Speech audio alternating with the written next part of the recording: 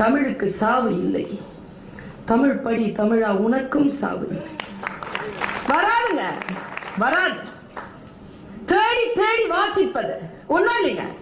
மனதை இழக வைத்து நெகிழ்ச்சி தன்மைக்கு மனதை கொண்டு செலுத்தினாலே போதுங்க, இந்த உலகம் வாழ்ந்து விடும்.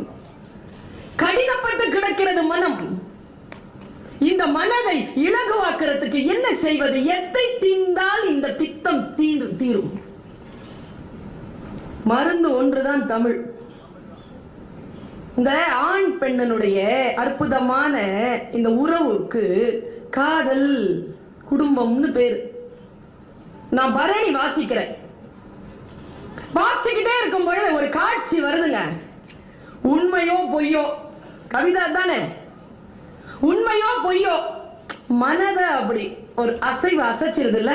ஒரு குழந்தை சிரிச்சா நாமளும் சிரிக்க தோணுது. வீட்டுல ஒரு 8 மாசம் குழந்தை இருந்ததுன்னா பால் குடித்ததற்கு பிறகு அதன் முகத்தை கூர்மையா பாருங்க, ஒரு திமிரு தெரியும். உங்களால் அந்த திமிரை ரசிக்க முடிந்தால் உங்களால் கவிதையை ரசிக்க முடியும்.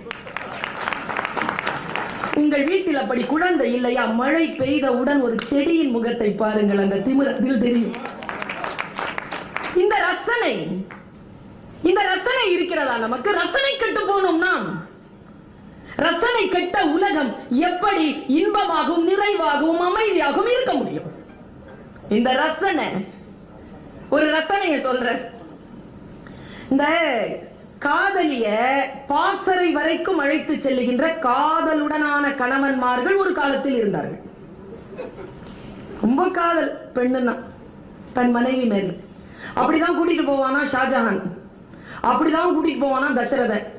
2 பேரும் அதாலேதான் செத்தாங்க, அது வேற விஷயம். ரொம்ப அதிகமான காதலில் ஒரு பெண்ணை பரணியில் ஜெயங்கொண்டார் பாடுகிறார், கூட்டிட்டு போயிட்டாங்க ஒருத்தன். நான் அந்த காட்சி உங்களுக்கு காட்சிப்படுத்துறேன். ரொம்ப ஆசையாயிடுச்சுங்க எனக்கு அதை படிச்சு. ஜெயங்கொண்டாரை அவ்வளவு நான் வியந்தேன். எப்படி இப்படி எழுதுற நீ, சபாஷ்.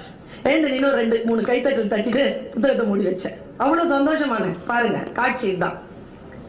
காதலி பார்த்துட்டே இருக்கிற, மனைவி பார்த்துட்டு இருக்க, கணவன் களமாடுறான், சரியா களமாடிட்டு இருக்கான்.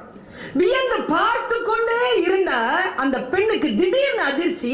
முன்னால் இருக்கின்ற பகைவனுடைய வேல் தன் கணவனுடைய மார்பை பிளந்து விட்ட இந்த வினாடிங்க. அவ என்ன பண்ணாலாம், ஓடி போறா பாருங்களேன். பிளந்த மார்பு பிளந்த வீரன் கீழே விழறதுக்கு எவ்வளவுங்க செகண்ட்ஸ் ஆகும்? அதுக்குள்ள போயிட்டாலாம் கிட்ட. எங்க நின்னுட்டு இருந்திருப்பா? போயிட்டு தன்னுடைய உடம்பால தாங்கிட்டு அவன் சாவறதுக்கு முன்னால செத்துட்டான். இதான் பாட்டு. ஆனா அதற்கான காரணம் இருக்கு பாருங்க, அதான் கவிதை. காரணம் என்ன தெரியுமா? தன் கொழுநன் உடலை மண்மகள் தழுவாள் முன் தன் உடலால் தாங்குவாளை காண்பின். அவ பெண் இல்லையா? மண்ணுனாலும் தன் கணவன் உயிர் ஊசலாடி கொண்டிருக்கின்ற பொழுது வேறு பெண்ணினுடைய மார்பிலே அவள் விழுந்துவிடக் கூடாது என்பதற்காக தன் உடலால் தாங்கினாளாம். இந்த வீர சொர்க்கம் அடைஞ்சவங்களுக்கு மேல போனாங்கன்னா இந்த அழகிகள் பெண்கள் எல்லாம் வந்து நின்று கல்யாணம் பண்ணிப்பாங்களாம். எல்லா ஊர்லயும் நான் இந்த கதை சொல்லிட்டு இருக்கேன். உடனே அவ என்ன செஞ்சாலாம், விண் மகளிர் தன் கொழுநன் உயிரை புனரா முன்னம் தன் ஆவி ஒக்க விடுவாளை காண்மின். அங்க போய் வேற யாரோ வந்து தன் கணவனை சேர்ந்து விடக் கூடாது என்பதற்காக அவன் சாவதற்கு முன்னால் தான் செத்து அங்க போய் நின்னுட்டான்றாங்க ஜெயங்கொண்டான். என்ன கவிதை இது! இதை படிக்கின்ற பொழுது என்னுடைய மனம் கொஞ்சம் புரண்டு படுக்கிறது. அப்படி புரண்டு படுக்கக்கூடிய மனதிலே கோபமோ கண்மமோ பொறாமையோ வருவதில்லை. சின்ன